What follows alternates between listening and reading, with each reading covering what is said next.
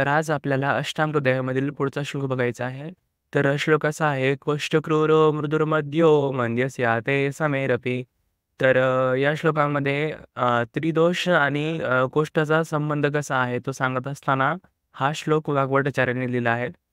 तर या श्लोकामध्ये जो कोष्ठ शब्द आहे, कोष्ठ म्हणजे काय, की कोष्ठ म्हणजे अन्नपचनानंतर जी मलविसर्जनाची क्रिया आहे किंवा तो लागणारा कार्यकाल आहे, तो त्याला कोष्ठ म्हणतात. तर कोष्ठ जर एखादा व्यक्ती जर वातप्राधान्य असेल, तर त्याचा कोष्ठ जो आहे तो क्रूर कोष्ठ असतो.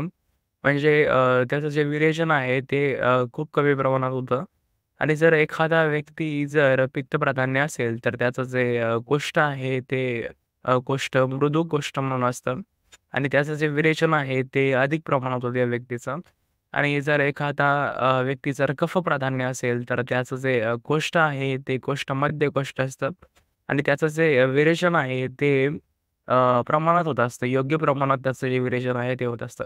अशा प्रकारे त्रिदोषाचा आणि कोष्ठाचा संबंध सांगत असताना हा जो श्लोक आहे, हा वाग्भटाचार्यांनी लिहिला आहे. धन्यवाद.